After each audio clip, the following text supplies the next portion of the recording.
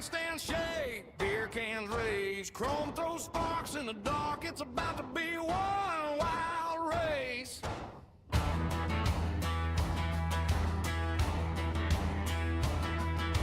Tape down, tailgate slam, dust on loose, badge on the cam. Small town pride, big stage fight. All eyes locked on the stripe tonight. It's Friday night NASCAR on the FWM network. Four wide, door to door, turn it up, let it hurt.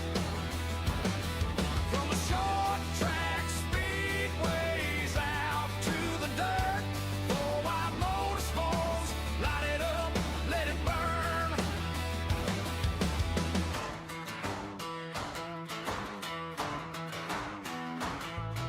The heat waves dance on the backstretch. Spotters call tied on the headset. One more lap till legends are made. Name on the wall, a fade away. Friday night NASCAR on the FWM network. Four wide, door to door, turn it up, let it hurt. From the short track speedways out to the dirt. Four wide motorsports, light it up, let it burn. Fire in the pipes, thunder in the seats. From the shop floor grind to the big show heat. This is your night, this is your turn. Four wide motorsports, let the horses run. Tonight, it's Friday night NASCAR on the FWM network. Four wide, door to door, turn it up, let it hurt. From the short track speedways out to the dirt. Four wide motorsports, light it up, let it burn.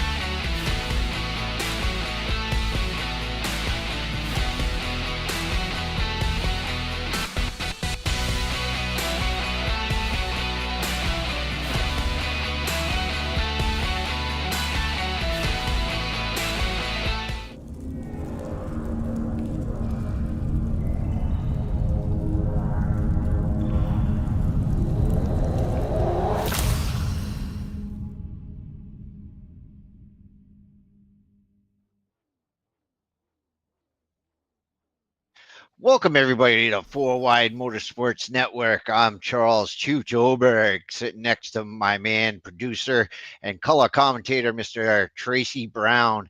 We come to you tonight for the Eastern Technical Designs Championship 150, and we are down here in Homestead, Miami, for a very fast racetrack, a very, very hot racetrack right now.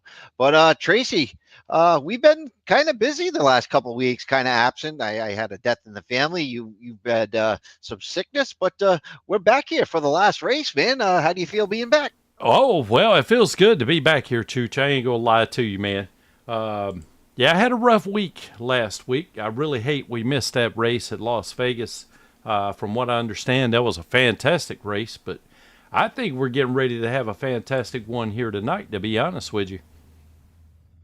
Yeah, I agree with you 100%. And I heard that we do have that race recorded. So if we'd like to go back and do a broadcast of that one, we can and give it to the fans. So we'll work that out behind the scenes later on. But for right now, let's go over your starting lineup tonight. Starting on the pole in the 113, Mr. Paul Dillon. Outside him is Daniel Michelle in the 25, Colton Edelman in the 9 and row 2. K Strad, number 21, is starting outside row 2. Chris Golden in the 19 is in 5th.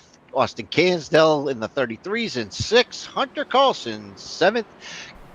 Chris Bingley is 8th place. Antonio Mancini is in 9th. Benjamin Hallborough is in 10th, and we'd like to welcome him back because I haven't seen him in a while. Yeah, I haven't. Honestly, I haven't even seen K-Strad in a while, so it's good to have him back as well. As starting in the 11th position, we have Dallas Sunderman in the 58 car.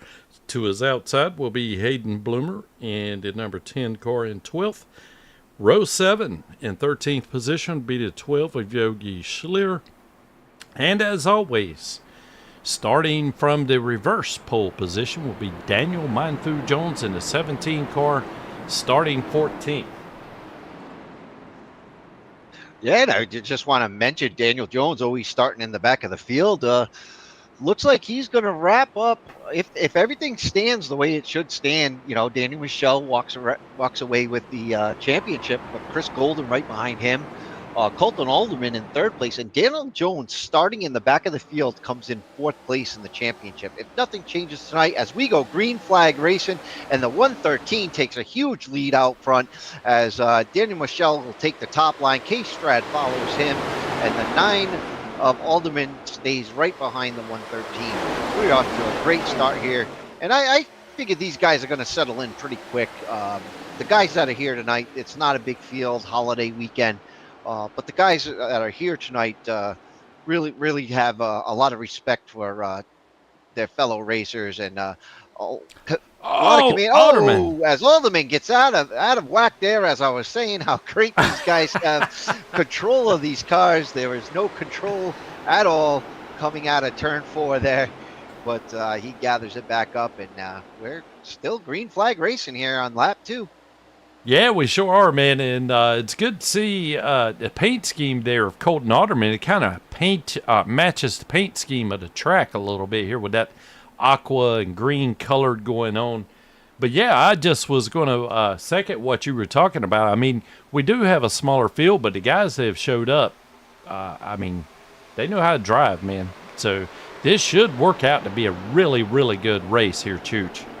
And you know, we just have to be careful who we give praises to, like Colton Alderman as he smacks the outside wall, because sure enough, man, as soon as you start talking good about somebody, you'll give them the old broadcaster curse, and we'll be messed them up for tonight. Oh, absolutely, and that's why I, as soon as I started talking, I see him slip up, and here we go, the announcer curse. But this track is very fast, so you expect these cars to be really, really loose at the beginning of the race, but they should tighten up. So a lot of these guys are starting real slow, and I think that's the way to go. Save your tires. The car will tighten up if you as we got our first yellow. Here we go. We'll have to find out what happened there, and I don't see anybody dropping off. No, I don't see anyone dropping off, and in fact, I don't even see any kind of event that happened or anything. I'm wondering if perhaps this was a yellow thrown by race control for some reason. Yeah, Chris Bingley had dropped out 6 spots in the last couple laps, but I don't know if he got into something and drew the yellow. Maybe a self-spin. Yeah, he's way back in the field. Yeah, perhaps so. Well, I tell you what we will do. We will manually rewind it just like they used to do back in the VCR days, and we'll kind of keep our camera on. Oh, yeah, there we go. The 55 and the 58, and that would be Dallas Sunderman, is going to get caught up in this as they were going 3 wide, man. We got Hayden Bloomer down to the outside, or inside, excuse me, Hunter Carlson to the outside, and just nowhere to go. It's like they ran out looks of like real the estate. 58 ran out of room there, and that's Sutterman, Dallas Sutterman. I think he's going to follow Hunter, thinking that the accident's below him, but the 55 looks like he comes up the track to try to get away from the car on the inside, and the 58 has nowhere to go. Yeah, we're going to ride along with Dallas Sunderman here. I think what happens is he pulls up to the outside of Bingley, but Bingley doesn't even know he's there. Maybe a delay on the spotter or something. I'm not 100% sure, man. That's crazy. Yeah, look at, the cars are moving really fast, and it looks like Sutterman just, flew up on the side of him before he even realized it. And, I'm sure Bingley was just going up the track just to try to get out of the way of the car below him. But unfortunate event there, but that brings out our first caution of the race at lap 6. So plenty of racing left to go. This is 125 laps is the distance. I believe the fuel is a little different. So I heard from Hunter Carlson that they gave him a little bit more fuel. So fuel strategy is going to be a little different. No stage brakes here. 3 sets of tires in the pits. No fast repairs. Once again, we, as a league, as a whole, wanted to get away with that. So everybody voted on that. We're going to make it as real as possible here. And then one attempt at a green-white checkered at the end of the race, if need be. So that runs down your race details there, and the pace lights are off. So we're about to get going green light racing again. Yeah, and Church just like to mention also that we got a buddy of ours, old David Warmuth, who is joining us here in the YouTube chat. Hope he's enjoying the race. I think he's going to be in for a treat. I think the little incident we just had was just kind of something out of the ordinary there. I think, if spotter reaction had been a little bit faster, it would have been not an incident at all. So, yeah, man, we're getting some 2x2 action here. We're getting ready to hammer down. I also would like to think, I think you made a good point as well, that with the number of laps that we got, no stage breaks or anything like that, and this track's kind of notorious for being rough on tires as well, that they may just try to, taxi along here. Dylan's my in trouble. Gosh. Missed a shift or something. Oh, and he stacks him up behind the end of the field, doesn't make it through. And that's usually what happens when the front of the field stacks up. The back of the field is going to catch that accordion effect 10 times worse than the front does. So unfortunately, Mancini, number 8's in there. Daniel Jones is in there. Carlson looks like he's limping around the track. There goes Mancini in the 24. Yeah, man, we'll see if we can take another look at it. That was, just like you said, a freight train action going on. I'm not sure. It's like, Paul Dillon was right there at the start-finish line. I'm not sure if he missed a shift or something, or didn't get on the gas as soon as everyone else anticipated. This will be a great look at it here.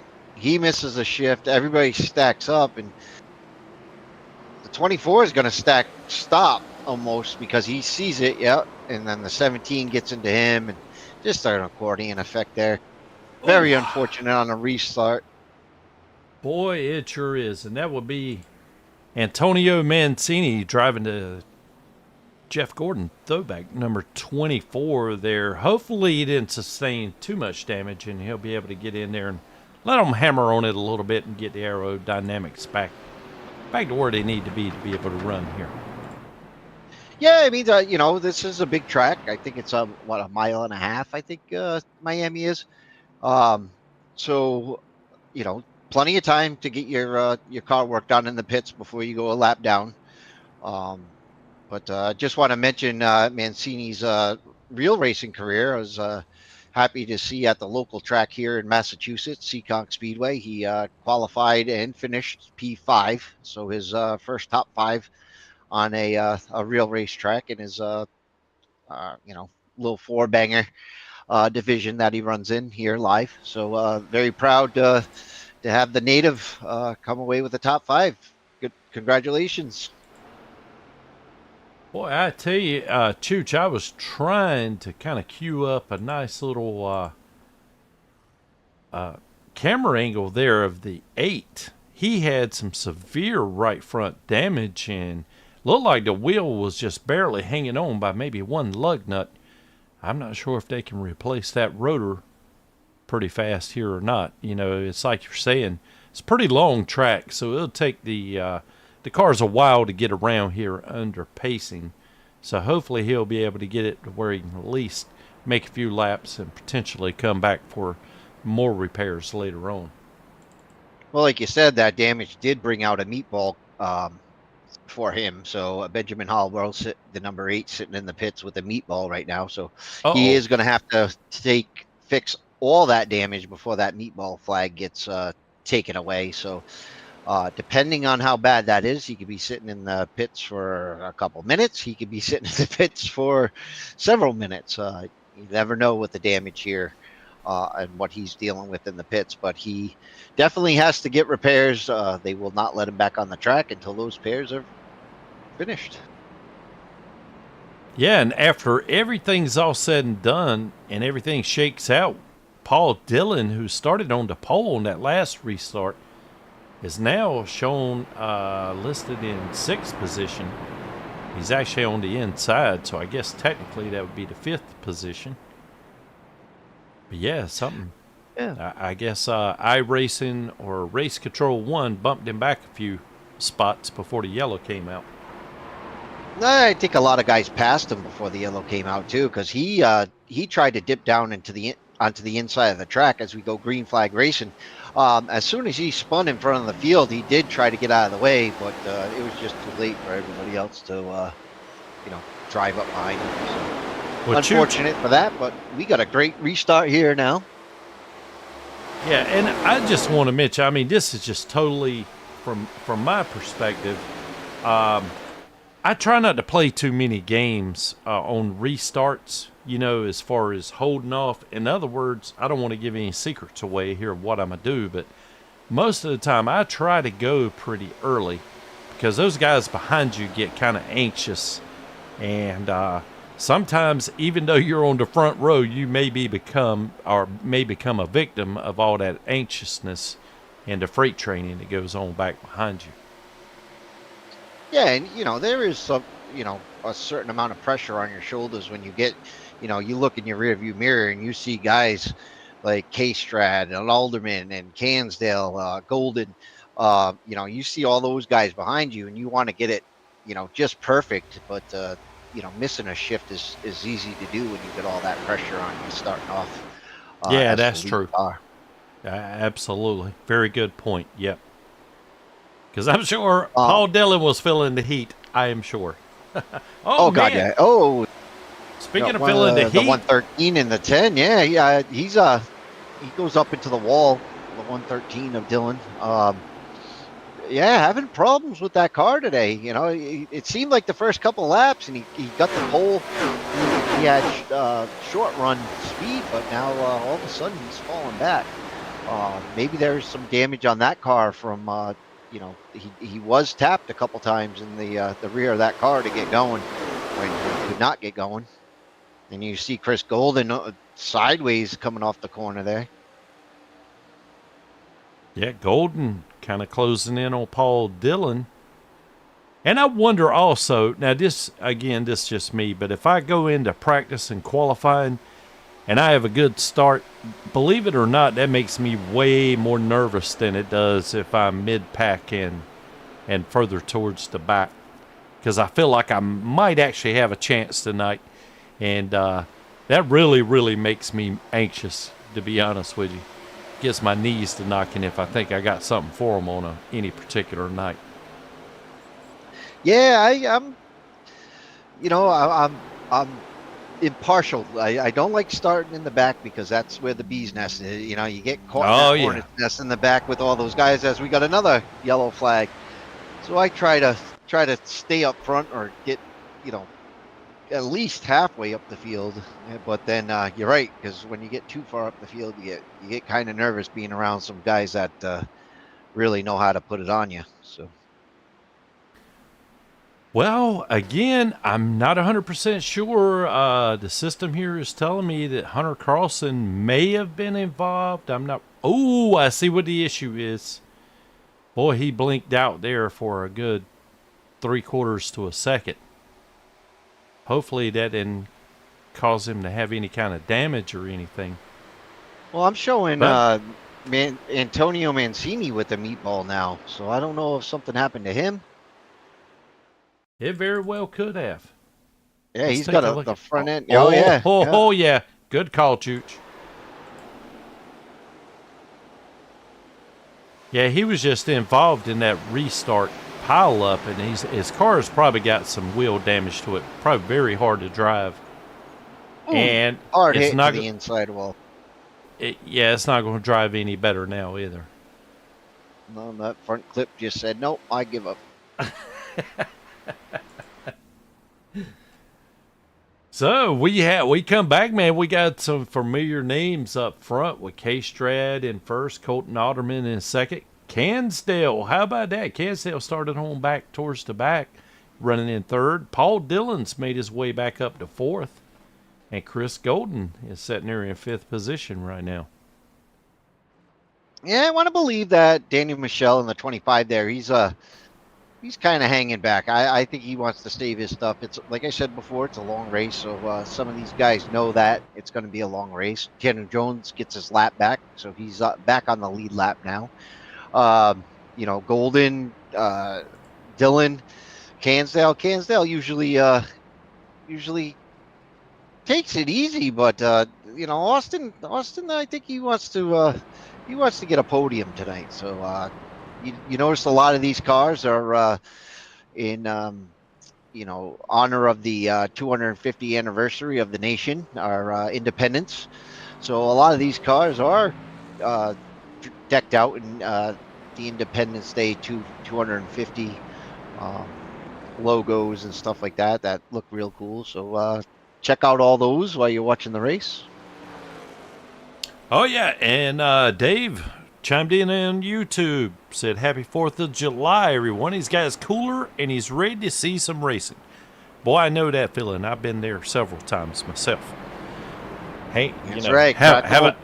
That's right. Have a night off and ready to see some high racing, man. See what I can find online. And he also says, just like the old days, love seeing the 24 DuPont Chevy in the wall. Well, I wasn't a big fan of Jeff Gordon either, but I am a fan of Mancini. So I don't know. I hate to see him mess up, but again, I was more of an Earnhardt Jr., that sort of division there. I liked Mark Martin and Roush Racing were my favorite, but if the 24 wasn't in the wall, he was in victory lane. So it was either one of the two, it seemed like back then. Yeah. But here we go, green flag racing once again, and Strader gets a great jump on Alderman. Alderman falls behind Strader, and then looks like Cansdale's going to stay in tow there, while Paul Dillon goes up high into that second lane. Yeah, I That's think the thing, Paul. Go 20 ahead, laps. Chooch. Out of 20 laps, and a lot of them being cautions. These guys haven't found what line works best for them right now. I know a lot of guys run Homestead. They run the wall. It's real famous at this track to run the wall in the higher Cup series and stuff like that. I don't know if the Arca series has that power, but they haven't figured out what line to run yet. Yeah, as we see the 55 of Bingley, a lap car. He's got to pull down low, trying to stay out of everyone's way there. As we see Paul Dillon, he is working on third position right now on Austin Cansdale, and it looks like he may get it. Yeah, I think he does a semi-slide job. Yeah, but Cansdale's got to run on that high side, man, so he may be able to, do the switcheroo on him there. Yeah, it seems like the long crossover going down that front stretch there. If you could pull it off. I Whoa, hang watched on to it, Case Brad. kid, still. Yeah, these guys are slipping and sliding quite a bit.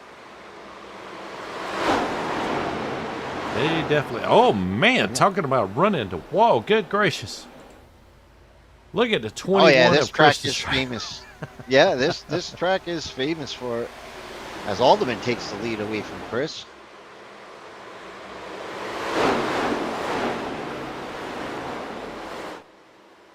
Wow, Yeah. this is some good racing for, the couple guys we have in this group, man. These guys are real close. This is a fast track, a drafting track, and I thought it was going to be a lot more spread out, but we got at least the top 6, 7 guys all battling right here.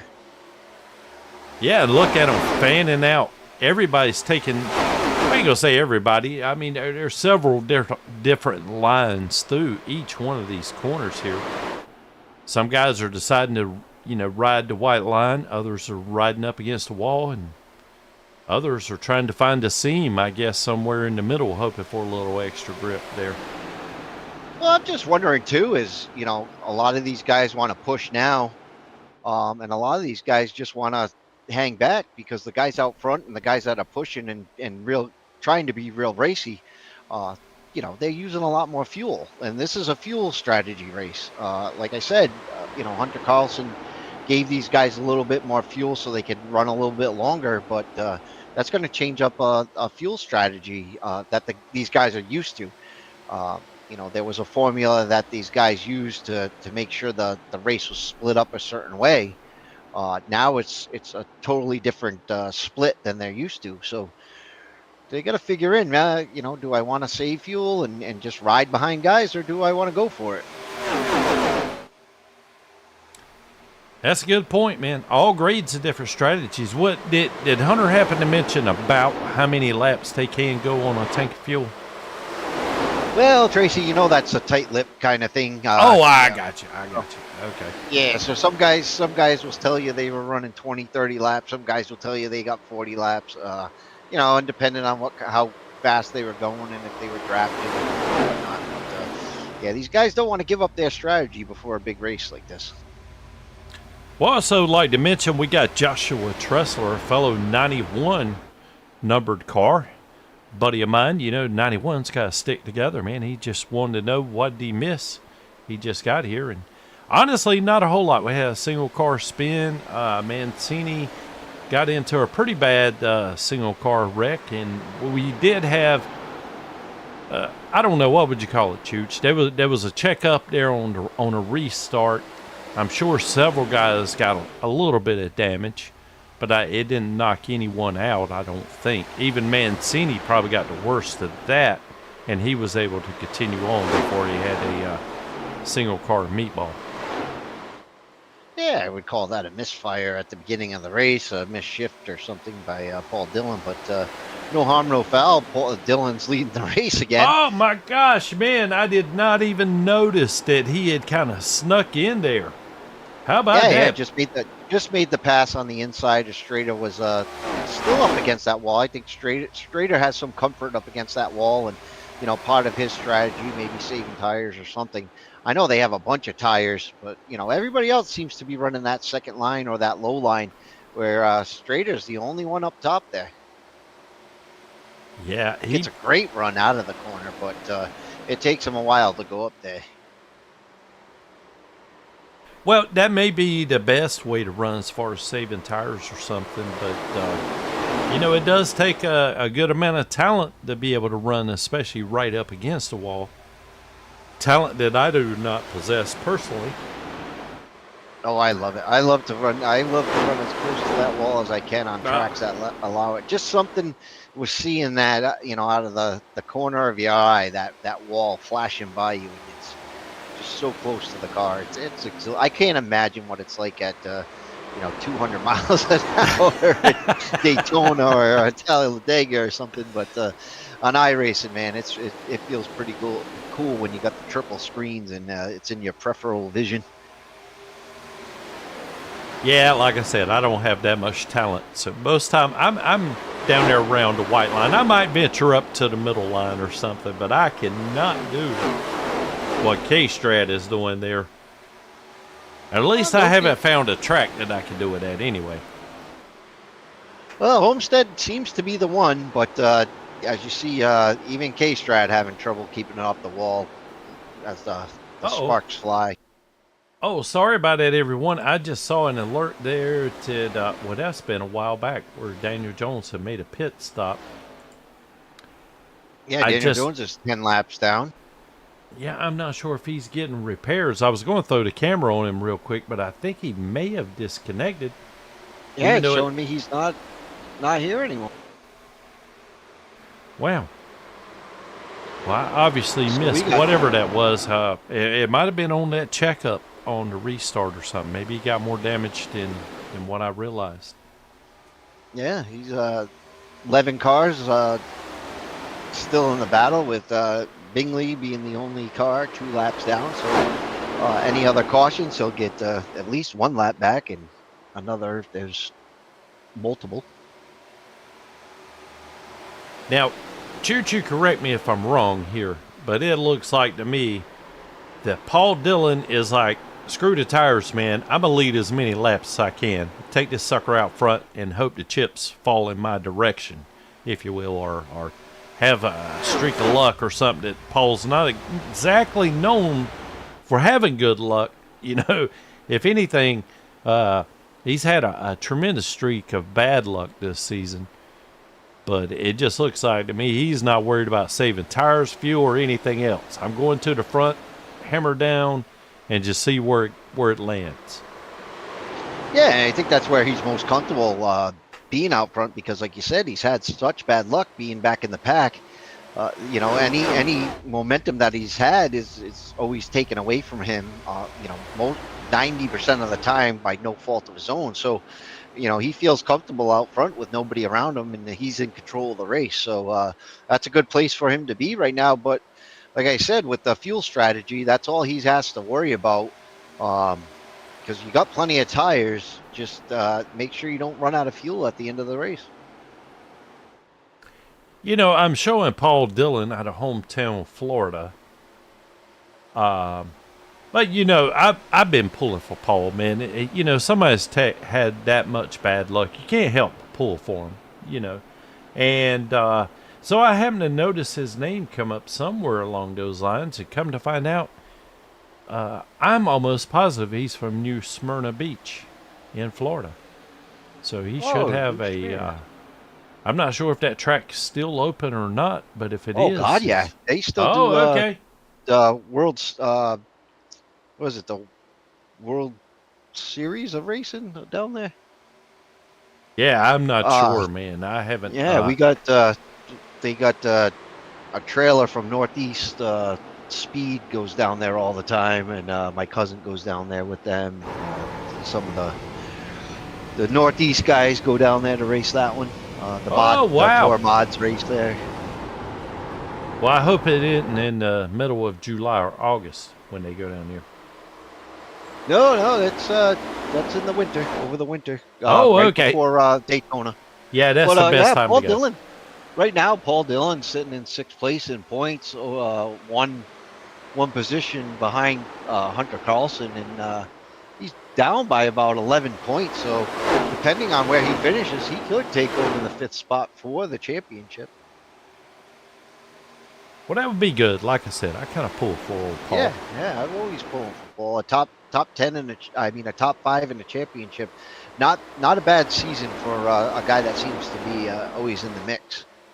He's always finds a way up front sometime during the race, but he just has not been able to close it out. Yeah, and the battle behind him with the 9 here, Chris Goldham looking for some traction up on that high end. A little bit lower than K-Strad, but still up on that high end. Gets right on the bumper of Alderman and wants to take a look inside. Makes that pass inside. Now we may be seeing. Does he get enough run? He's got the run and cuts off Alderman. Alderman's going to push him down the track, give him a great run off down the straightaway. Yeah, I'm wondering if we're starting to see tire wear coming into play right now with lap 40. Because, you know, I would have to imagine. Yeah, Chris really wasn't pushing it. I mean, he's got a, what is it? He's running in third right now, I mean, obviously, but he hasn't been like charging through the field or anything. It just seems like to me he's kind of set a pace as, that's comfortable for him in his car, and going to try to maximize his tire wear and fuel mileage here. And it seems like, I don't know, but, Colton Alderman, he's been fast ever since we dropped the green flag. And now we see him sliding back a little bit. And I wonder if he ain't paying the price. Yeah, Chris Golden's last lap was a 33.35, and Colton Alderman is 33.58. So that's almost, 0.2 seconds, a quarter of a second there faster. So, Chris Golden does have a little bit more speed than Alderman right now. Not much, but lap after lap, that adds up. It does.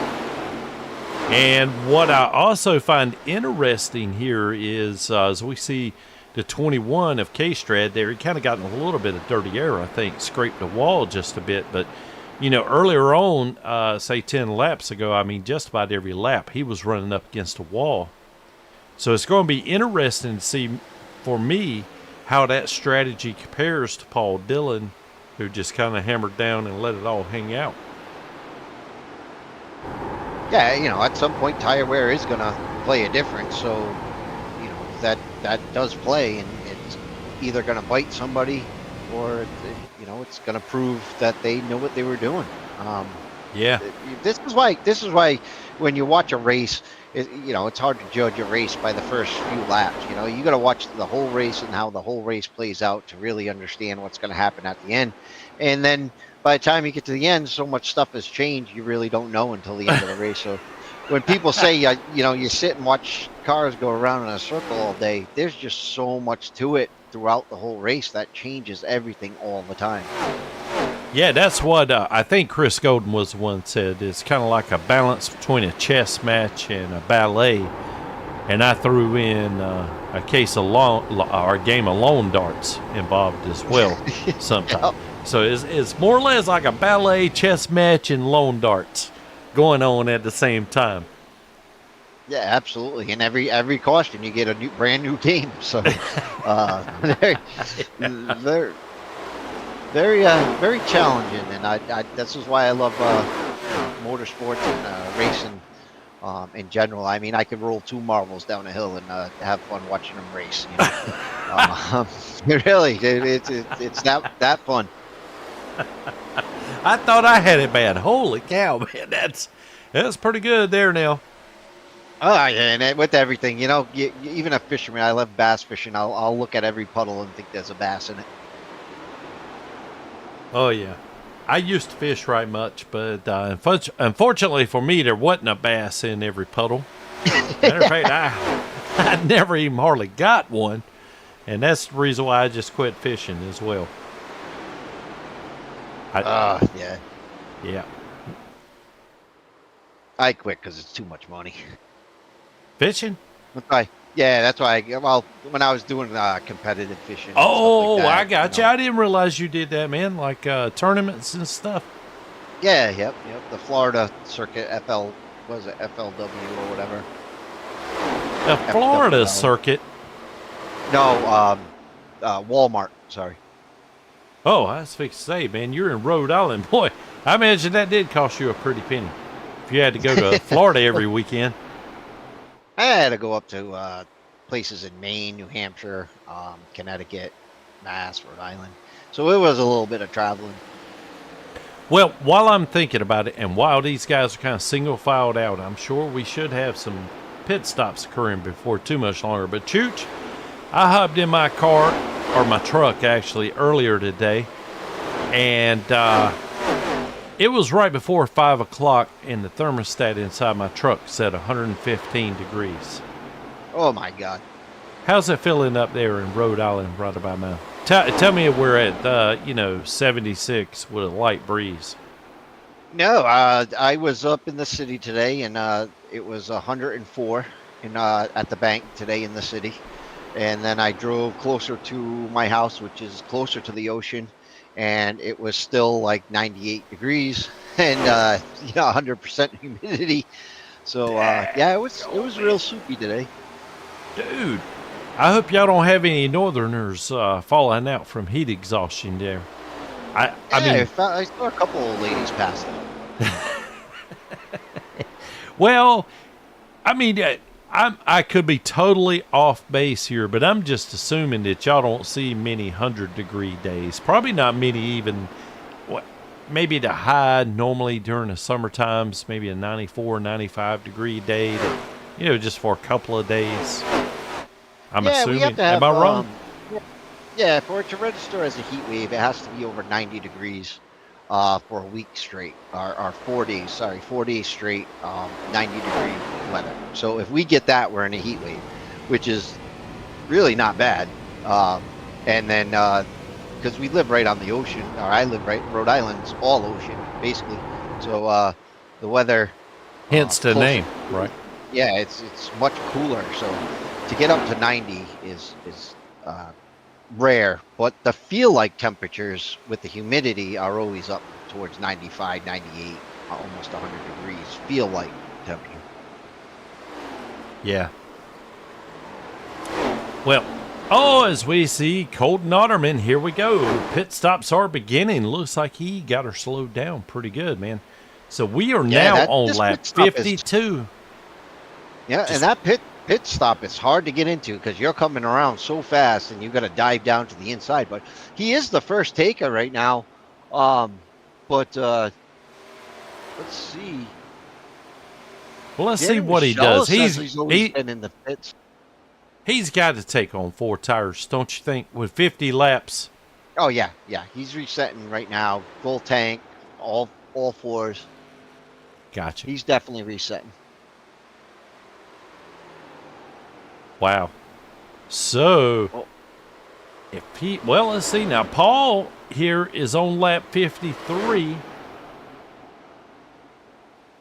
Let's see what. Yeah, he's got to come in. He has to come in because he hasn't had any pit stops. Daniel Michelle actually has already came in with I want to say for a fuel stop because he took a 6-second stop. So I'm going to say he topped off at some point. Behind him is Chris Golden. He hasn't come in. Hunter Carlson's been in the pits twice already. Was that Hunter Carlson? Yeah, Hunter Carlson in the pits twice. Cansdale once. So a lot of guys have already come in. It's just the 3 guys out right now. Paul Dillon, K Strad, and Chris Golden need to come in pretty soon here. They're at 54 laps. And I don't think they got much gas left. Man, I just, it's just so unusual to see them in the 4-wide Arca series here to be able to go this many laps without stopping. 55 laps just seems a bit unusual to me. But well, man, like I said before, Hunter Carlson said that he did put more fuel in the car. So these guys were probably used to the shorter fuel runs, probably pitted because they thought, yep, and here comes Paul Dillon. He's going to come in right now. K-Strad is staying out one more lap. Chris Golden, I think, has come and went. Oh, Chris, has he snuck in there? I don't No, think he went he's right fitted past. yet. Yeah. Oh boy. Now, if this thing goes green all the way, they're still going to have to make one additional pit stop. Yeah, and so that's why I think Daniel Michelle and some of these other guys might have made that pit stop early, so they don't have to make that additional one at the end. So those guys could go one more pit stop and be done, where the rest of these guys are going to have to come in twice. Oh boy. That's the that's either the chess match or the ballet. I guess that would be the chess match of the big 3 there. Yeah, because between- if they split it up halfway right now, Paul Dillon came in at 56, so that would be 112. He's 10, almost 10, over 10 laps short on gas, so he definitely has to come in twice. Man, that is so daggone hard to be able to do while you're trying to race your heart out on the track. You know, trying to work strategy and everything at the same time. Wow. Yeah, being the crew chief, racing, and you know, doing everything all at once, being the spotter, it is kind of hard. Yeah, that's exactly right. You still have to back up iRacing spotter, because he will tell you you're clear or inside or something, and that not necessarily always the case. Here comes Mr. Golden. So And Golden, Davey over here says when he goes fishing, he drinks his beer and eats his bait, and that's why he always fishes with shrimp. That is one hell of an idea. If you don't catch anything, you're gonna catch a buzz. It's a great idea. Wow. Yeah, I've never heard too many people using, say, steak or hot dogs or pizza for bait before. So, yeah, that would still rule me out. I'm going fishing with Flamin' Young from now on. Absolutely right, man. Yeah. Oh, the bird alarm going off. Yeah, I was just fixing to say I got to go silent stat. I'll be right back. Yes, sir. As we watch Chris Golden coming back out on the track, looks like he had a 14-second pit stop, so he must have reset. Okay, I'm back. Yes. I pressed the reset button on the burglar alarm, so hopefully we're good there. Very nice, very nice. And let's see. So I guess after this pit cycle, it looks like to me that Daniel Michel has ended up with the lead. Now look at Paul Dillon closing in on him right now. Well, I think Paul Dillon is down a lap out of that cycle. Okay. Wow. So they're going to leapfrog. So Paul Dillon is going to have to leapfrog Michelle when Michelle comes into pit, because Michelle's going to have to come in a lot sooner than Paul Dillon. And then Dillon will jump back in front. Yes. But let's see. He's going to have to come. That's where you were talking about. Dillon's going to have to come back in again no matter what for fuel, if nothing else. Whereas Daniel Michel, let's see, when did he pit? 44 laps ago, so he can only go, but he will be in his window, I believe. That's right. If he could pit one more time and make it to the end. Because right now, you know, he only needs to get to lap, 65 or so?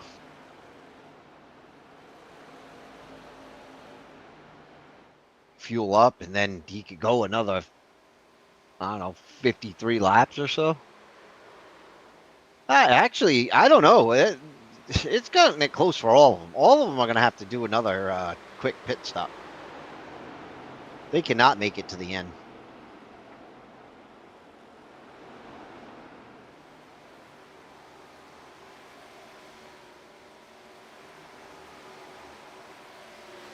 Uh-oh. Did we lose Tracy? Oh, sorry. Oh, my God, man. I was talking away here, had my mic muted. Sorry about that. Sorry to all my fans and my haters out there.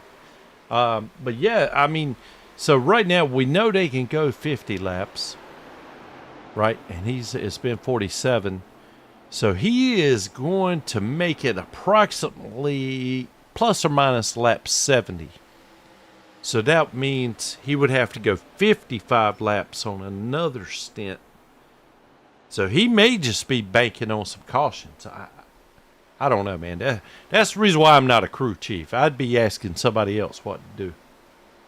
Yeah, absolutely. And I think he's gonna give the lead to Bloomer there, and I think that's a part of his strategy, because if he could follow Bloomer around the track, Daniel Michel could save more gas. He could save more fuel, and you know, because let's see, Hunter Carlson did a 56 lap. Austin Cansdale did 56 lap stints So, you could go Oh, yeah. 56, 57 laps if you're smart. Oh, and here comes Cansdale. That's Cansdale. Yeah. So if they Oh, went, Carlson. oh, that's Carlson. I'm sorry, their cars are painted pretty similar there. I just glanced at it and thought it was Cansdale. Yeah. So that means then anybody that can make it to lap 74 before they pit would be able to make it all the way to the end. Yes. But it goes back, just like you were saying, Daniel Michel, he just pitted, so he still hasn't quite made it to his window then. Because No, he's still got probably yeah. 8 to 9 laps to go if he's saving. Okay, but let's see. He is still up here, and okay, so he's got 50 laps right now. So he would have to make it a lap 70 to have 55 to go. Yeah, he's not gonna do that. I don't see him staying out more than 8 more laps or so. But he's only got to make it one more lap, and he'll be able to go 55 laps. So if Cansdale made it 55 laps, that would be lap 70 of 125, would give you 55 to go. Yeah, and Cansdale comes in with 59 laps on his set stint. Oh, my goodness. Oh, wow. Yeah. That is absolutely incredible. Yeah, he did, man. Last pitted on lap 68. He more or less put 60 laps on there. So right now, we're looking at 55 to go. So if he put down 60 60 laps, wasn't it, 59 laps, he'll be able to make it from here on out. And don't forget, we had a lot of cautions at the beginning of this race, too. That's true. Yeah. Those guys had quite a few caution laps, and they could turn off the ignition or, neutral and roll around the track. Oh, my goodness, man. And then, because the 25 of Daniel Michel is trying to stretch it, it's just like Dave Warmuth pointed out. I mean, he's losing a lot of time per lap as well. So Well, he's about 2 seconds slower. His best lap was a 32.6, and right now he's running a 34.8. So it's about 2 seconds off of his pace, which, a lot of these guys are running 34, 33s. So, he's about 2 seconds off the pace. per lap. Per lap, yeah. So we got Paul Dillon, who's, let's just round it, 22 seconds behind the 25 right now. But the 25 has to pit. But there again, oh my gosh, man. I'm throwing breakers left and right because Paul Dillon still can't make it to the end. He's still got to pit again. So, oh, never mind. Well, the end of this race is gonna be one heck of a run here, because you're gonna have guys that are running out of fuel, guys that are, coming to the line. I don't know. I don't know what's gonna happen. I would not be surprised if some of these lap down guys beat some of these guys that are on the lead lap just for running out of fuel and stuff. That could be, and it looks like Daniel Michel right now. Yeah, ooh boy, he got all that room there, sliding her on in there. And so, like right this second, right now, Paul Dillon's only 5 seconds behind where he's at. So Paul Dillon's going to pass him. Yes. And more or less put some distance on him as Michel pits. But that's it. Daniel Michel doesn't have to come back again. Paul Dillon still needs a splash. So it seems like to me Paul Dillon may end up needing some sort of caution for him to have a shot at the win. Yeah, if I think. Yeah, Daniel Michel, if he saves enough fuel, he got another 50 laps in that tank. he could take this on one stop, 2 stops. He came in for our splash, a 6-second stop at I don't know, I think it was lap 16 or something, and then this stop, 2-stop, a 1.5 stop race. Oh man, that was for Hunter Carlson, by the way. But these strategy races just kill me, man. Because it's just, you know, you're not looking at one car. You're trying to compare what, say, Strader and Daniel Michelle's doing compared to Paul Dillon. And after a while, I just can't keep up. Still don't really know what's going on.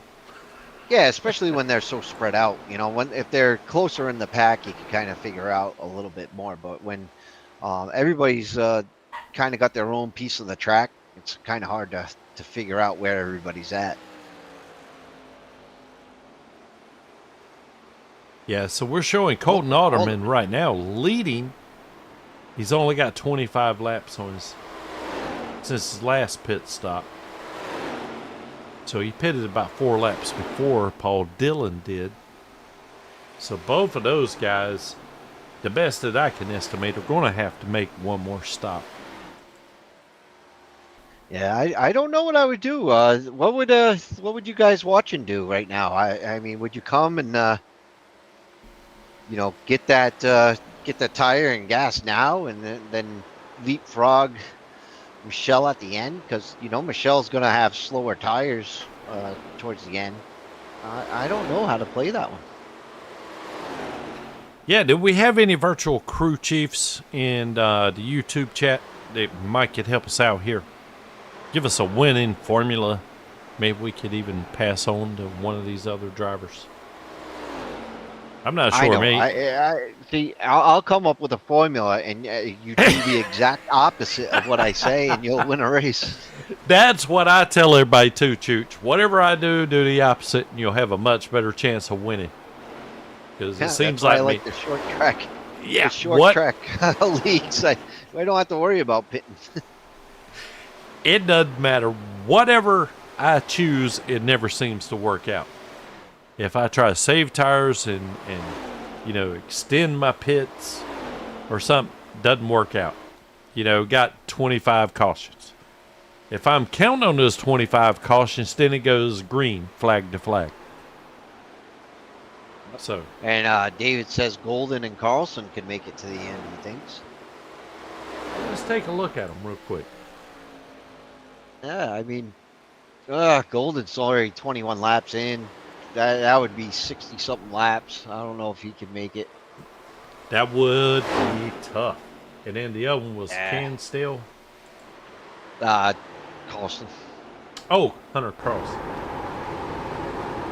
So, let's see. Cansdale definitely can make it from here. So, 40... Well, yeah. Because he'd only have to be doing 56 laps. Hunter Carlson, ooh, boy, that one's close, man. That's 58 laps on a tank of fuel. Oh, yeah, Carlson can make it. Okay, but yeah, that's right. He's about 8 laps better than Golden. I think it's going to be real close for Golden. You know, I will admit, and I do understand, like what they're saying in chat is Golden is good at saving gas, but that's a tall order to save that much. I think he runs out maybe on the last lap or 2 laps short. You know, a lap or 2 short, I think. Yeah, because it looks like he got 59 laps. Let's just round it off to 60.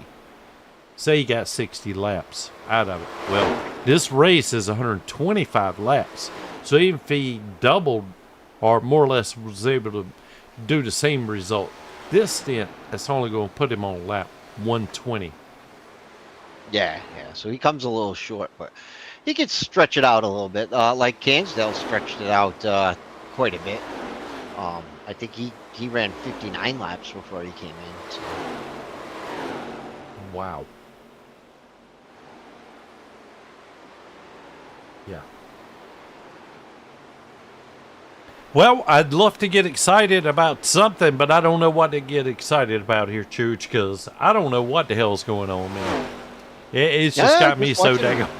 Yeah, just sitting back watching a race. I mean, it's still a lot of strategy to be played out. Still a lot of unknown answers to watch, and it's just a great holiday weekend, and from everybody here at 4 Wide Motorsports Network and 4 Wide Motorsports, or from all our sponsors and everybody, I would like to wish everybody a safe and happy 4th of July, happy 250 year celebration.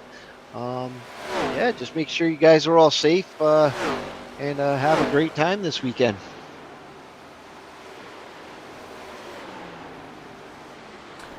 Well, so Dave Warmuth is saying he doesn't have timing and scoring like I do. Yeah, you cheater. That's what he said. That's what Dave wanted to say. He said, "Yeah, you got all the information." Well, I could send you a link there, Dave, but I can't get to it right now. I'm not exactly sure why. And then you would have it, and then you could be our virtual crew chief. Be our virtual Larry Mack in the background, if you will. You know, while you chomping on shrimp and got the cooler going, do a little math calculations on fuel mileage at the same time.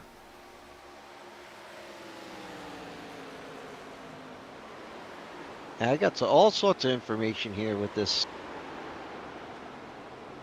but I always keep it on the timing. There's so much other information I could scroll through. Yeah. Yeah,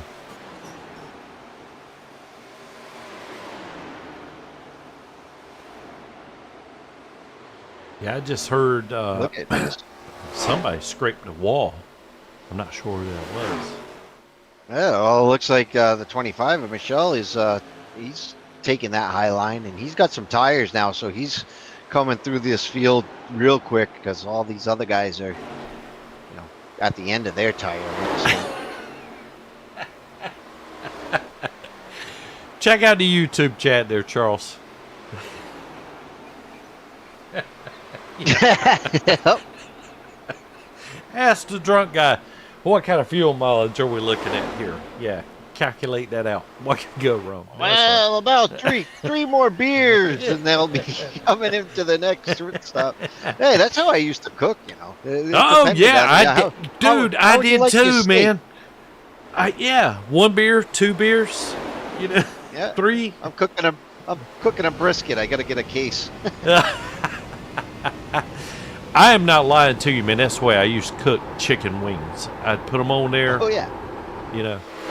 It's like, okay, well, give it about 2 beers, now sauce them up, flip them over, and give it about 2 more.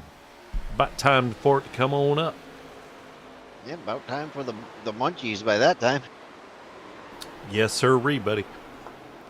I used to be able to cook some chicken wings. Ain't done in a while. Seems like me I've been broadcasting a lot here lately. I used to do my chicken wings out on the grill until I started just throwing them in the deep fryer. It just come out a little bit better. My wife started cooking them in the air fryer. Oh, the air fryers, yeah, yep. They're pretty good there too, man. I got to give her. Oh that. Yeah. I'm a sucker for that crispy skin. Yeah, I am too. That's what I love the most, man. As we see Colton Alderman now, he's headed into pit road. Let's see how far he took it. 38 laps. So he went ahead and just said, I'm going to come on in. I'm not going to try to run it long. Try to get the most speed out of the tires that I can.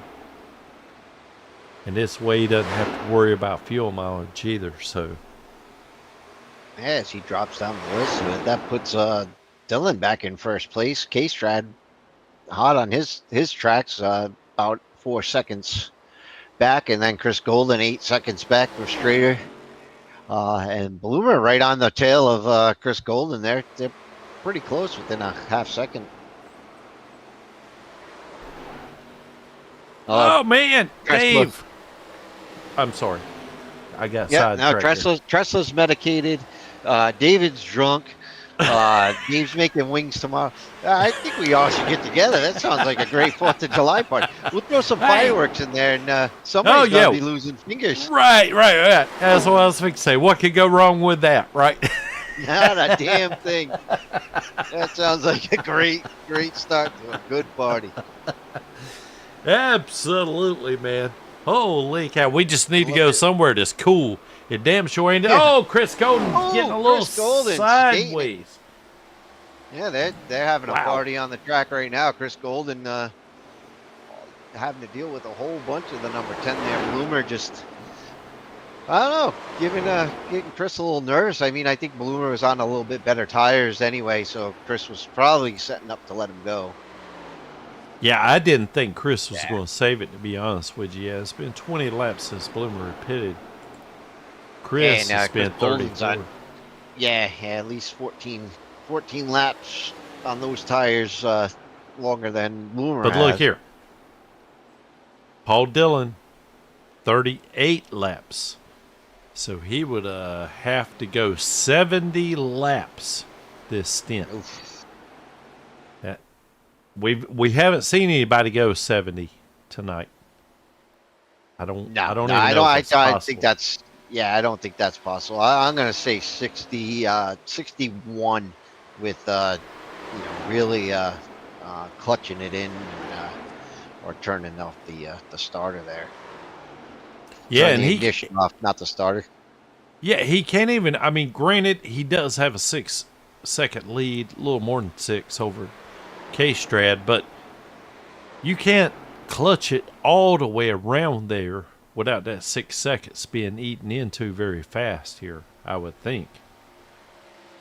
Yeah, well, so Paul Dillon right now just ran, his last lap was a 33.7, and K-Strad's is running a 34.3. So K-Stride's still almost a second slower than Dillon. So Dillon does have a comfortable lead to be able to save with K-Stride running almost a second slower every lap. Well, I think, let's see, 38 laps in, so that's going to put K-Strad at 68 laps should he go for it from here. I think he's going to have to pit again as well. It is going to be close, and we'll have to big shout out to Hunter Carlson to kind of throw this into the last race as a little bit of a hurdle here for these guys to get over that they weren't used to all season. I mean, there was always a gas strategy, a fuel strategy, but this one seems to be a lot different than what we were used to all season. I think this is just going, I'm shooting from the hip, right? Hayden Bloomer, he last pitted 25 laps ago. He's got 28 more to go, so that would be 53 laps. I'm making the call right now. Hayden Bloomer's going to win this thing tonight, there, Charles. You think it's Bloomer? I think it's Bloomer. Out of Bozeman, Montana, the number 10, running in third right now. I'm gonna have to give it to Danny Michelle. I mean, he knows how to save fuel. He just seemed to know what he's doing. Came in short pit. That really solidified his pit strategy there. Now he can run the whole race all the way to the end without even worrying about a splash and go or nothing. So he's still in demand. Yeah, Bloomer's Bloomer going to be. He doesn't have to pit either. I don't think he might have. But to. He's also older on tires, and he's got to save. True. Where Michelle could, he has a little bit newer tires, and he could push a little bit more. Okay, well, I tell you what, whichever one of us loses, got to cook the wings tomorrow. How about that? Yeah, that's fair. That's how it is. You come in last, you gotta make a plate. Oh, that's what I was going to say. We could all get together, but daggone, man, we got to find somebody that's got some cool weather. Apparently, it is not in Rhode Island. It is not up northeast, man. Not at all. And Dave Warmuth, I know he's up in New York. I'm not sure if that's any better or not. So we might have to check on Joshua Tressler there, see where he's from. And hopefully it's somewhere around Antarctica. Maybe he's got a house. Right? I was complaining about all the winter storms. I can't believe I was complaining. Yeah. Yeah. Well, I grew up, my dad owned a roofing company, and we kind of had a saying there. You know, the only time I got to work with him really was during the summer times, and, you know, that's the hottest part of the year. But ouch. He always said, you know, winter was much better because you could always seem to put on enough clothing to stay warm. But during the summertime, you could never take off enough to stay cool. No, not unless you want charges. Dude, I don't think yeah, no. You could be nude up there on the roof and you would still be scalded. Especially me, you know, I burn easily. So God, that would not result in a or I would not have a good result. Let's put it that way. Yeah, now as we come to the checkered flag, we got 23 laps to go here. Not the checkered flag, the checkered line. 23 laps to go. And this is when a lot of that pit strategy is going to come into play. Paul Dillon's in the pits right now.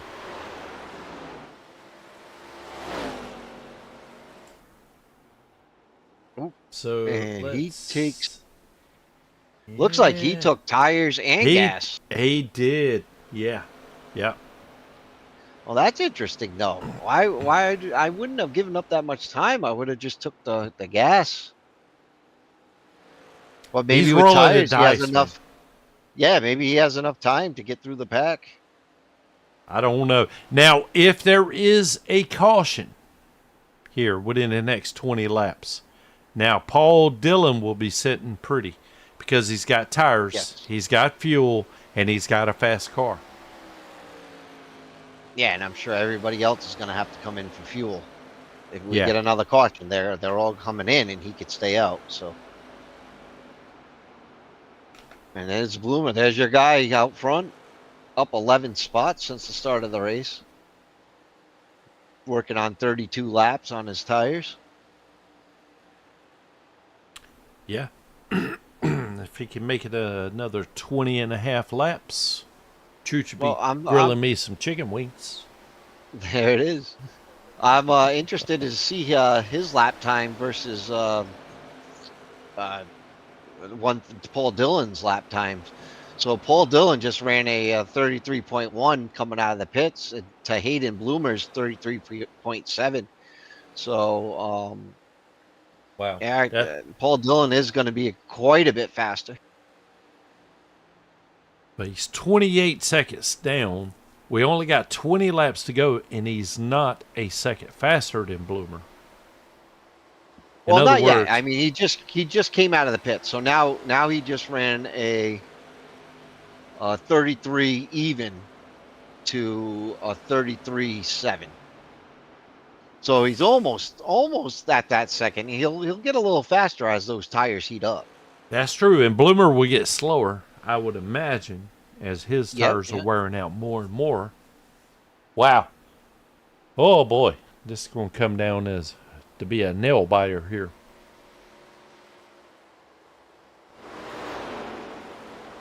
Oh, it really is. Now we see Chris Golden doing the rim riding, running in third position. Boy, you know what? Saving those tires, saving gas. He's K-Strad, Golden, and K-Strad and Golden just hit 50 laps. Hunter Carlson's on a 41 lap stint. And then Cansdale's 39 lap stint. So those guys are going to have to come back in. And Daniel Michelle has now got the lead down within 3 seconds. As soon as I say that, it goes over it again. Yeah, nope, it's going to be a battle. I don't think Michelle has to come in either. So it's gonna matter. It's really gonna matter if Paul Dillon can get up behind Michelle, and if Hayden Bloomer could hold on. Paul Dillon Hayden Bloomer and Daniel Michelle have the best chance right now of winning this race. Whew. You know, too bad we don't have the ability to throw a competition caution right now. Boy, we could blow up some strategies, don't you think? Oh, we'd have some really mad driving. Oh my God. They wouldn't even talk to us. I don't even know if anyone would. Better lock the door to the broadcast booth before you pull it. Maybe put a chair in front of the door so they can't get in. God dang, they'd be banging on that door. Just about every one of them, too. There'd be a line of them out there. Oh, wow. So Danny Michelle, he's not making any time on Bloomer. Actually, he's losing some time on Bloomer trying to pass this lap car here.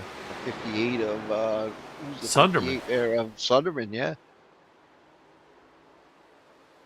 Gotta love the paint scheme on Dallas Sunderman's car. How about that, man? Oh yeah, another. Who's that? That's Uncle Sam. Sammy. Yeah. Yeah. Sammy. Beautiful. He's what was that motto?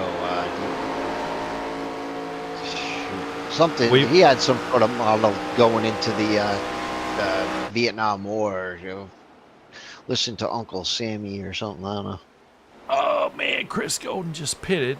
I thought Chris could make it. He's gonna have to come in. No, Chris was short. Oh, Hunter Carlson can. Hunter Carlson could still make it. Don't know if he's gonna be real close. Okay, so Bloomer here. We got 13 laps to go. That means he would have to do a stint of 53 laps. He can make it. Daniel Michelle. He can.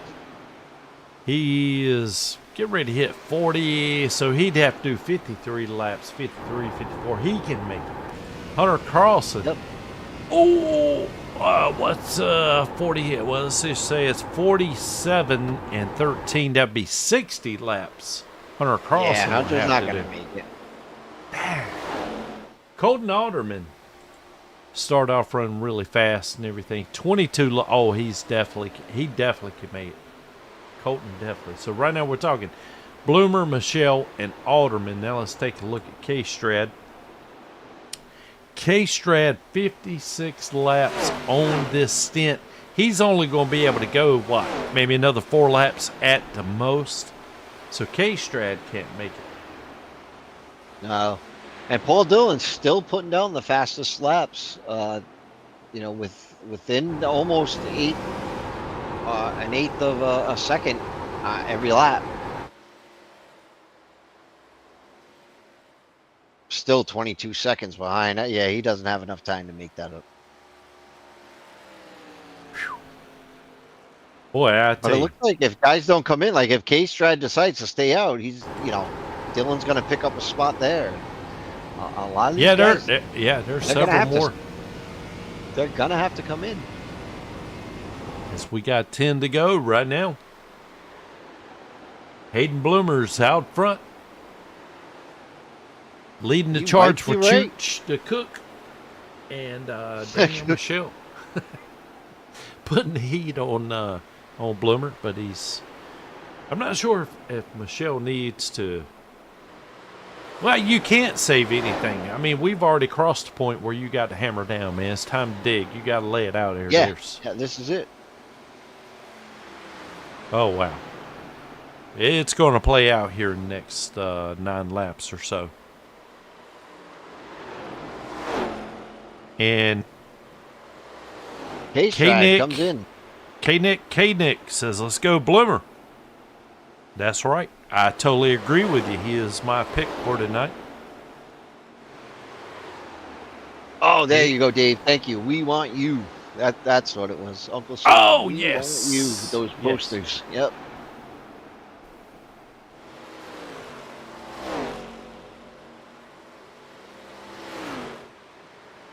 Yeah, so there's K-Strad right now. Refuel.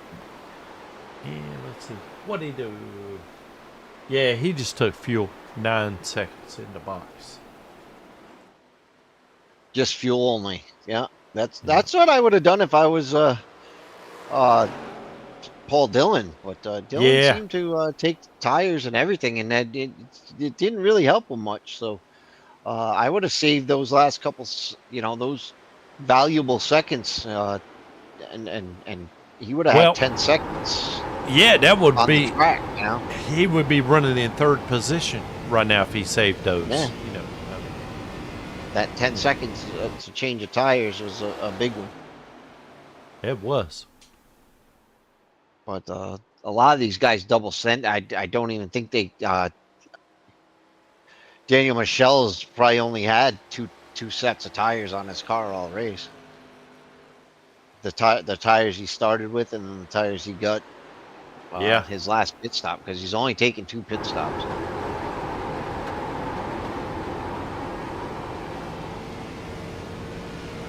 Well, let's see. Hunter Carlson, I think we said he was going to have to pit. Let's see if that is the case. 53 laps. He might just let it go. Let it eat. Clutch it a couple of laps. But you know what?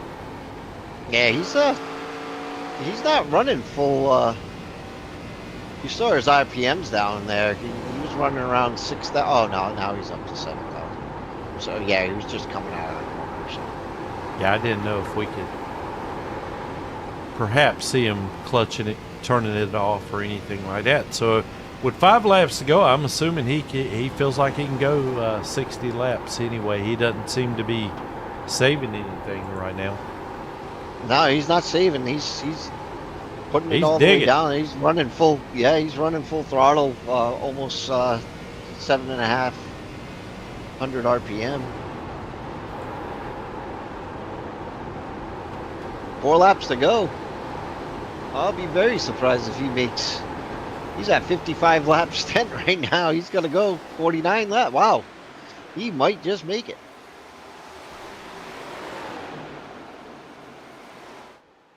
Oh, Colton boy. Alderman and him, now they're in a battle. Well, it's just like I was telling you, man. Fuses, breakers, everything. They throwed a long time ago. It blew. So I'm just along for a ride. I might as well be in the stands trying to figure this out, man. That's it. Oh, look. What's that? That was Hunter Carlson there. All of a sudden, Hunter Carlson comes flying around Alderman. And this is for position. Yeah, shuts the door on him. But it seems like Alderman's got the faster car down the straightaway. Oh, and Alderman comes back. 2 laps to go. Hunter Carlson and Alderman in a battle. Oh, boy. They took it all. I mean, Hunter more or less stood right on his outside all the way down to the line. Well, you know, I got to check in with my man here. That should be the white flag. Sailing away. Yep. White flag's out. He's got a 5-second lead, a little over 5-second lead right now on Daniel Michel. So all he's got to do is just have enough fuel and don't collide with the wall. He should be able to coast. And a little, further back in the pack, it looked like Alderman made the pass on Carlson and sailed away. He's got a 5-second lead over Carlson. I think ran out of gas. He's dropping back quite a bit. Oh, look at that. Bloomer hit the wall just to scare us Carlson a little bit. is out of gas. No way. Yeah, oh, he is coasting down the track. Oh, my He went from 4th to somebody give that man a push. Or either that or 16 ounces of fuel. You know. Wow. Unbelievable. And Paul Dillon, how about that, man? He still comes back to finish 14th. I mean, 4th. Excuse me.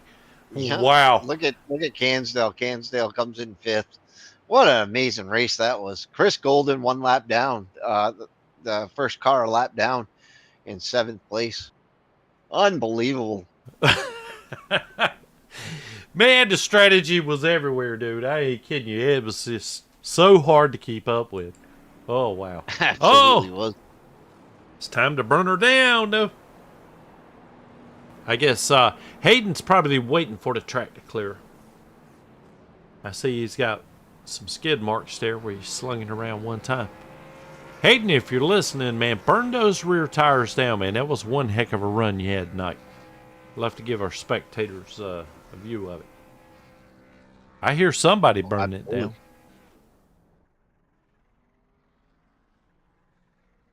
Oh, it Well, definitely wasn't Hunter Carlson. Yes, no more fuel.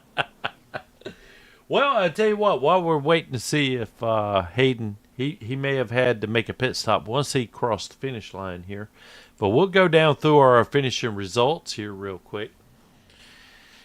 And All right. go ahead, Charles. Yeah, I was gonna say from Four Wide Motorsports, a Four Wide Network at Homestead, Miami. Here are your finishing results in the Arca Series. Eastern Technical Designs champion, 150, Mr. Hayden Bloomer, in the number 10, starting in 12th, finishes first place with Daniel Michelle, our season champion, coming in second. Colton Ehrlichman in third, Paul Dillon fourth, Austin Cancel in fifth, Hunter Carlson sixth, Chris Golden in seventh, Dallas Sutherman finishes eighth, Christian Slater comes in ninth, and Chris Bingley rounds out your top 10. And then we have in 11th position, number 12 of Yogi Schlier. In 12th, we had 17 of Daniel Jones. 13 to 24 of Antonio Mancini. Had a rough incident there, too. That was pretty bad there. Haiti got taken out 112 laps down. And Benjamin Hollabaugh in the number 8 car. You know, I remember talking about Hollabaugh there. I don't know what kind of damage he had. That was the first time I ever saw one of these asphalt cars where it looked like the tire was going to fall off on the right front. Looked like he was running around there in the pits with only one lug nut. So whatever it was, it must have been pretty severe because he finished in 14th position, 116 laps down. Yeah, and that's too bad. We're glad to have him back in the series, and looking forward to seeing more of him next next season. So definitely awesome. All right, man. Well, I tell you what, look, you guys, y'all hang on. We'll be right back with our podium finisher. See if we can't, I don't know, pick their brain a little bit and see how they calculated fuel mileage and see how it worked out for Hayden Bloomer here because I wanna see how he did it. I might be able to use it myself. So y'all stay tuned. Yeah. We'll be right back.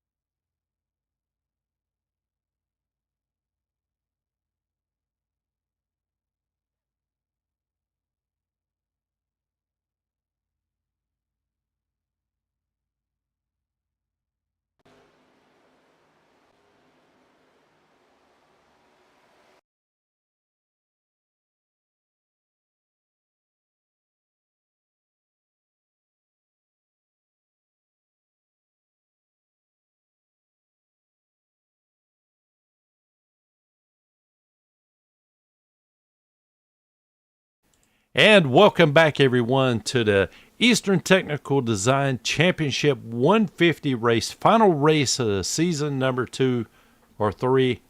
Not 100% sure about that. But anyway, we crown our champion tonight. And we are just wrapping up, and we are standing by with our podium finishers. And right now, we've got Chooch Oberg standing by with our third place finisher, Mr. Colton Otterman. Chooch, you got a copy?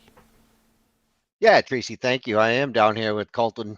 Colton, great race tonight. Solid third place finish, man. Tell us from your point of view, how did it go tonight?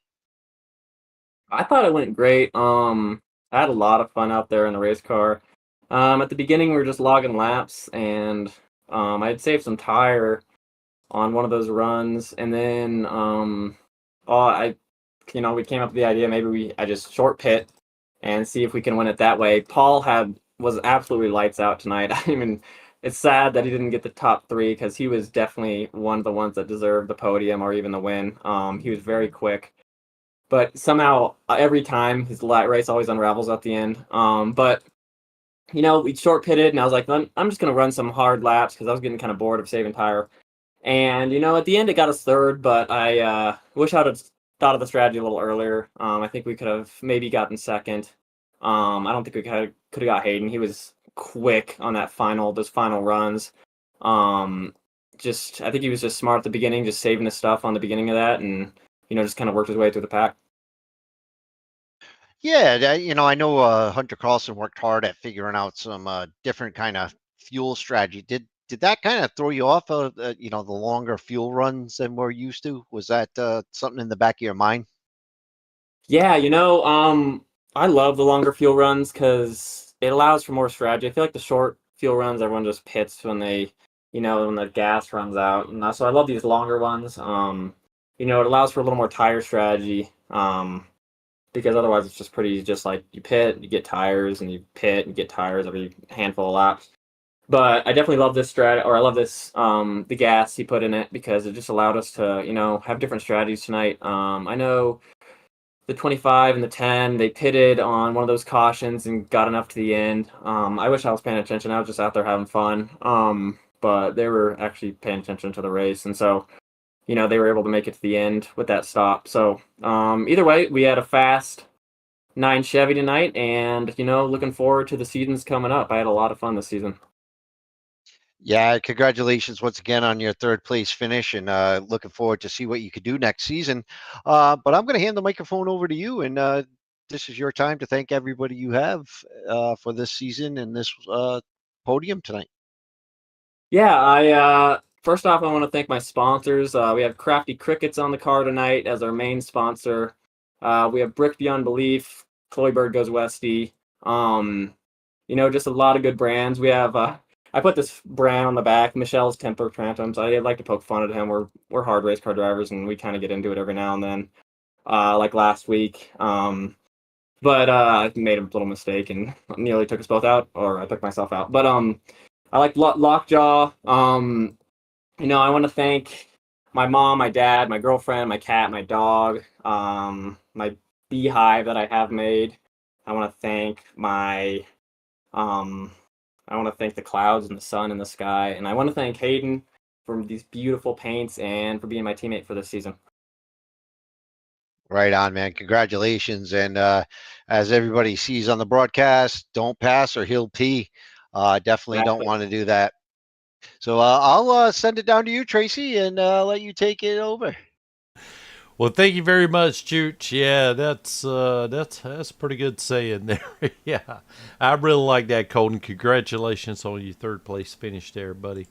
So I'm standing by here with our second place finisher tonight and our championship winner of the season, Mr. Daniel Michelle out of Los Angeles, California.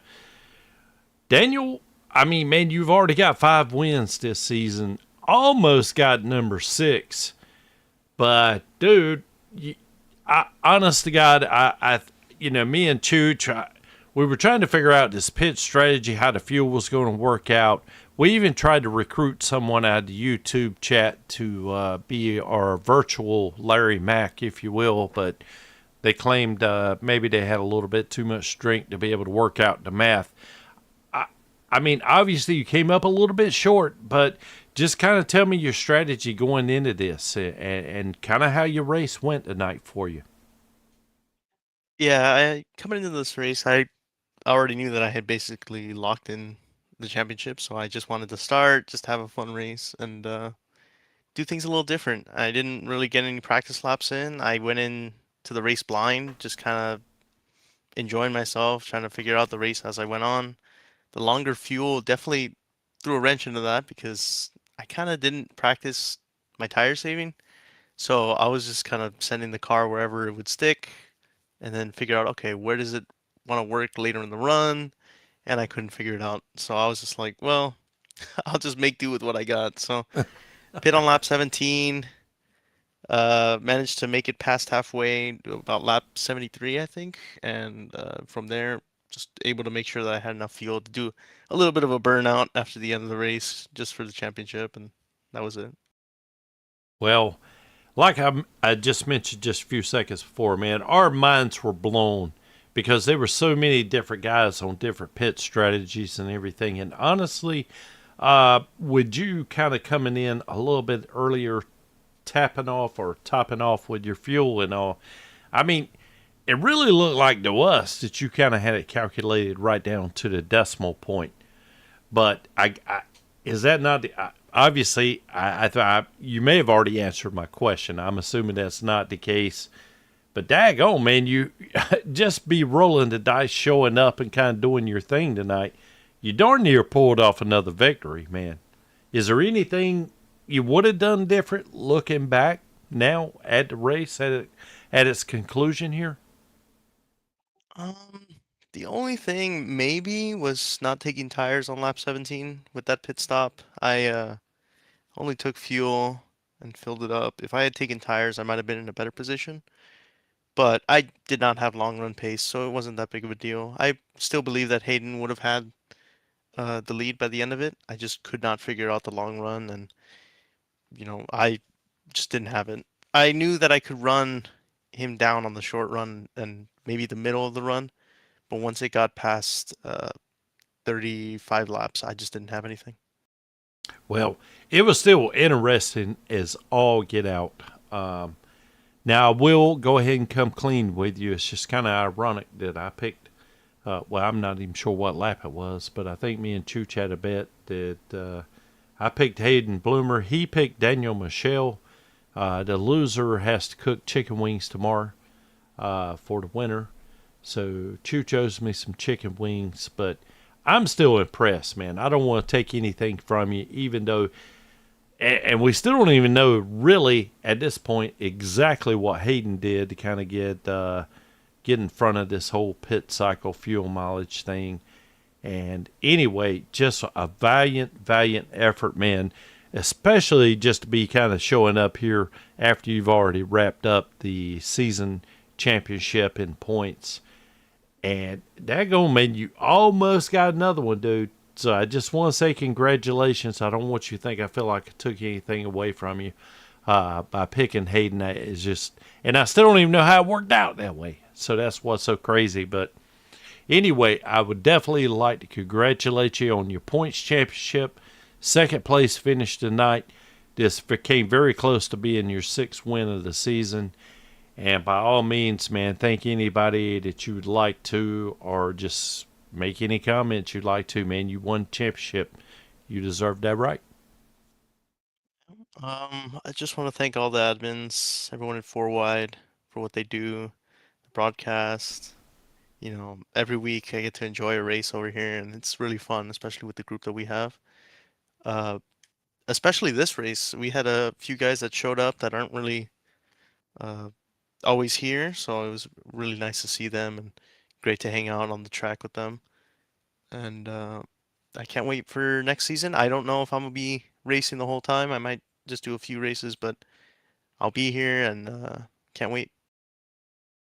Absolutely, man. Well, once more, before I let you go, just want to congratulate you on your finish tonight, and most of all on your points championship. It was one heck of a season, man. Congratulations from Eastern Technical Design, buddy. Yes, sir. Thank you. Alrighty.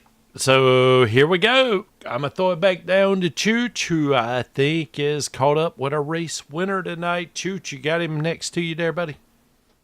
Yeah, I'm staying down here with Hayden Bloomer, but first I just want to say congratulations to Daniel Michelle on the championship. But without further ado, your first place finisher from Bensman, Montana, USA, Hayden Bloomer. Hayden, how'd you do it, buddy? Man, I gotta tell you, I was I was sweating that whole race, man. So I've never driven this track in my life, and I wrecked in my qualifying, and could not keep with the pack that first run. And when the caution came out, I saw Michelle was going in. I was like, I know where he's gonna be at the end of this. So I followed him in, but I took tires because I usually like to kind of switch the strategy up just because I don't think on tracks where I'm not as confident in my skill, but just, try different things out and see what can happen. But throughout the race, I learned the track, and having those tires ended up allowing me to pass Michelle for about, gain like 5 or 6 seconds on him at that right before we pit for that last stop. And then he just never got back to me. Oh, I gotta say, man, you came up from 11 spots, and the way that Paul Dillon had taken off, we were watching a battle between Paul Dillon, and that's what we thought the battle was going to be. The 113 of Paul Dillon and Danny Michelle. You just quietly snuck in there and then ran away with it towards the end. Anything you want to take back, or anything you would do different next time? Maybe any strategy changes other than what you just explained? Yeah, I was thinking that was just going to be the craziest thing. And I still can't even believe I won it. Crazy. Yeah. Well, congratulations once again, and I'm going to give you the microphone, and it's your turn to thank anybody and everybody you can, man. Any last words? I just want to thank everybody at 4Wide that puts on the races every week, and I want to thank my teammate Colton Alderman. Every week he gives me tips on how to be better, because obviously everybody's seen that he's a very good driver, and he makes me a better driver, which is really cool. And we have our Hot Topic racing team. I got the Patriotic Scheme going this week, Ray's Engine Shop, and I just want to thank, firstly, my girlfriend for not being mad at me for taking every single Friday to do this. And then I think my grandpa and my aunt are watching at home, and my brother as well. So I want to shout out to them, and just everybody that watches and and cares a lot about what I do, even though it's just a computer game. So you spend a lot of Fridays doing this, so it feels good to see something out of it. So just happy to win and looking forward to next season. Well, like you said, Hayden, man, just because you're behind a computer game doesn't mean you don't put your blood, sweat, and tears in it. Because sometimes I walk away from my rig and I feel like I just ran a marathon. Yeah. But congratulations once again, man, and looking forward to seeing what you could do next season. Tracy, what do we got? Anything special before we take off for this season? Well, I tell you what, I got to give credit to Hayden Bloomer. I wanted to congratulate him a little bit as well, man. I think, according to my stats that I have, and they could be off, but I think this is Hayden's first win of the season, and he did it in spectacular fashion. And Hayden, I don't know, man. I just got a question, dude. I mean, did you approach this race with a calculator before you ever even turned the first lap here? No, I approached this race with 20 minutes until the race started. And once I pit with Michelle, I realized, I was like, that new calculator they added in for the fuel thing, I was like, oh wow, I could make it to the end here. So I'd save some tire. I just worked out perfectly. It was just, I don't even know how to explain it. Well, I just want to congratulate you, man. You've had some good finishes and some good runs all season long, but it's good to finally see you take the victory tonight because you also just got me a full service. Chooch is going to cook me some wings tomorrow, and all I got to do, I picked you to win the race, and all I got to do is just show up to Rhode Island, and they'll be ready. There you go. So yeah, it's only about a 14-hour road trip, I think. But leave if I now, start out, and you'll be there by tomorrow. Exactly. But anyway, man, seriously though, dude, this was even though this kind of did turn into a fuel mileage game, I think you were going up against some of the best that definitely the best 4-wide motorsports have to offer. All of these guys are pretty heavy hitters here, and I don't know how it worked out. I blow the fuse and blow the breaker. I think I told Chooch that several times, probably midway through the race. I couldn't figure out exactly how this was going to work out. But, man, whatever you did, dude, it was just awesome. So I've just been chasing that win for so long. I'm so glad I got one before we switched to the O'Reilly cars next season in the trucks. But I'm going for that championship next season. I got the fire now. Well, I got you, man. Well, this is a darn sure good way to get next season started, is to finish it off with a victory, dude. So congratulations once again, man. Anyway, go celebrate with your family and everybody else. I'm gonna go celebrate. I got some friends coming over for boys' night. We got Colton, Seth, and Trevor coming over, so we're gonna waste the night. Okay, all right, okay, man. Well, that sounds great, Hayden. You take care, buddy, and we will catch you next season, man. Alrighty, thank you so much. Okay. So, Chooch, I just want to say, man, we kind of got to. I don't know. To me, I can't tell you what the yes sir moment of the race was, Chooch, but it was whatever Hayden did, calculation wise, Googling, Chat GTP, Grok, whatever it took.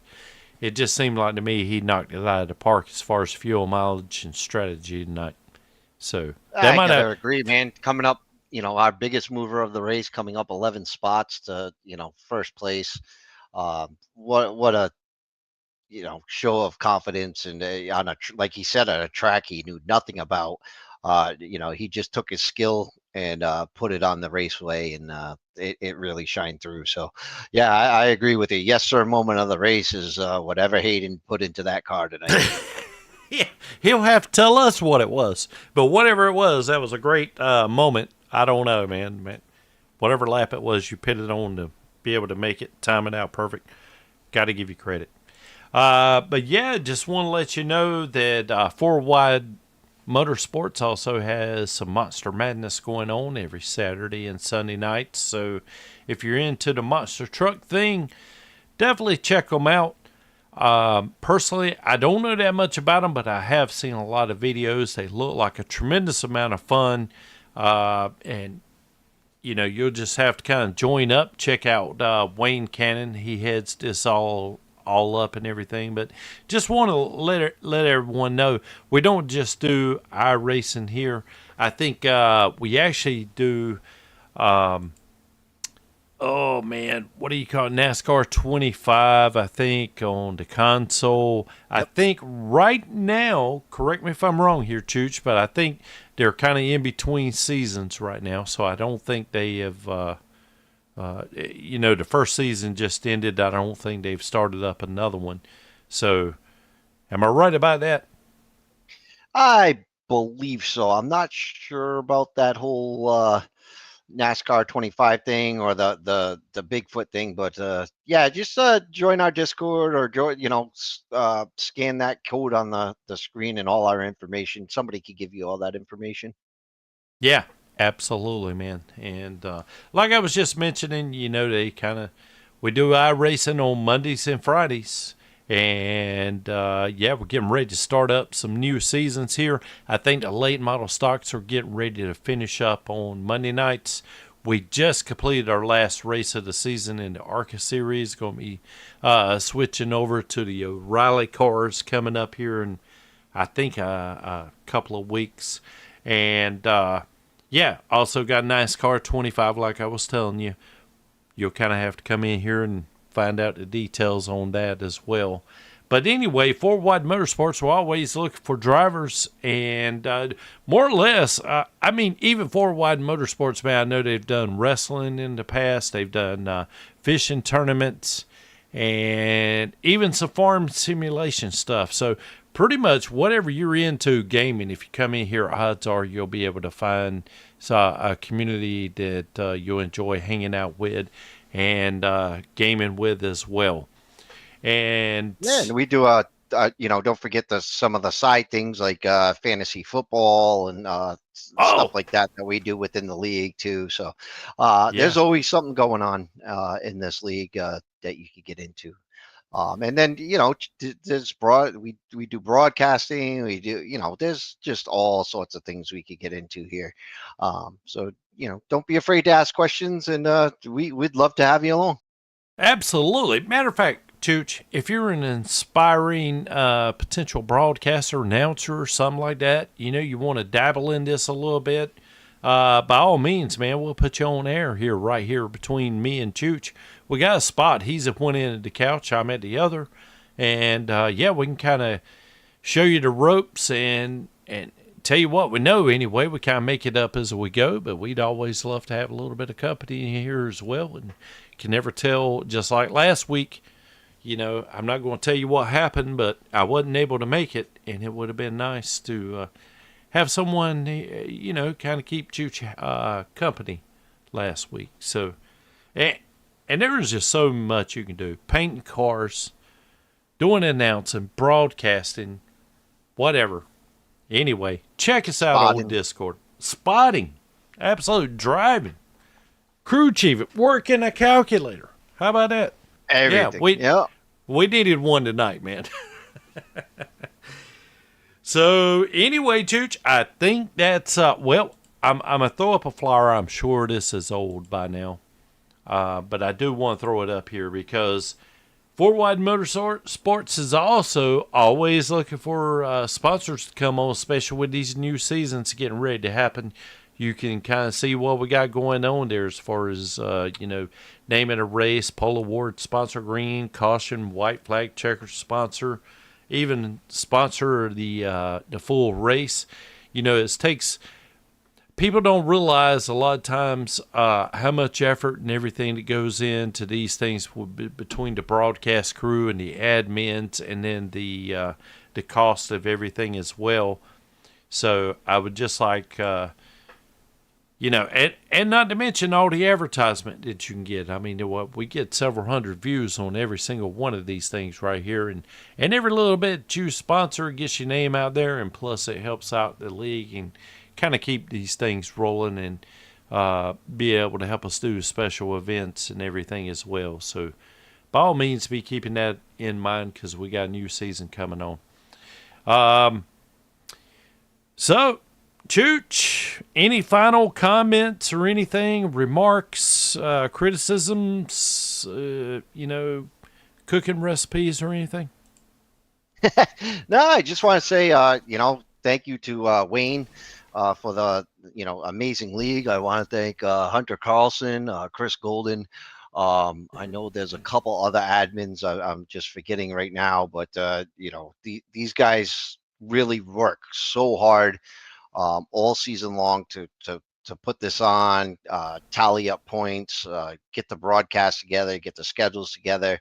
I know what the Hunter, was a Golden setup shop. Those guys are doing the setups for each and every race. They're working tirelessly there.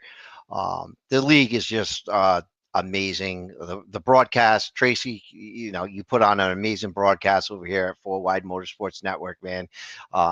Love being a part of this team, and so looking forward to next season, and that's all I got to say. Absolutely, man. I want to give you a shout out too, Chooch. Obviously to all the admins, the owner Wayne Cannon, Hunter Carlson, Austin Cansdale, Daniel Mindfu Jones, and there's probably a few more there that I'm missing. I do apologize. I don't have any of this written down. It was kind of ad hoc here about thanking everyone. But want to give a very, very warm shout out to my buddy here, Charles Chooch Oberg. We're here every single Friday night. I haven't found anyone that I enjoy doing a race call any better than with my man Chooch here. He's actually graduated. It's taken some time, but yeah, he's my favorite Yankee now. So anyway, just want to let the world know that, and you're going to be, if you happen to be a Yankee yourself, I'm always friendly with everyone, but you still have a huge job ahead of you being able to climb above my man Chooch here. So, Chooch, I enjoyed the season, buddy. I loved every minute. We have of a it. lot of fun up here, and I couldn't have said it better. And it's two guys on the couch watching a race, and it really feels that way, man. And I'm very excited about next season. Looking forward to a couple days off and maybe catch a couple real races on a Friday night. But can't wait to get back to it after the break. And yeah, man, from Tracy, you got anything else to say before we? That's take it, off? buddy. You can take us away, man. All right. Well, on behalf of Eastern Technical Designs and Four Wide Motorsports from Homestead, Miami, we are out, and that concludes the Arca series from Four Wide Motorsports. Catch you next season.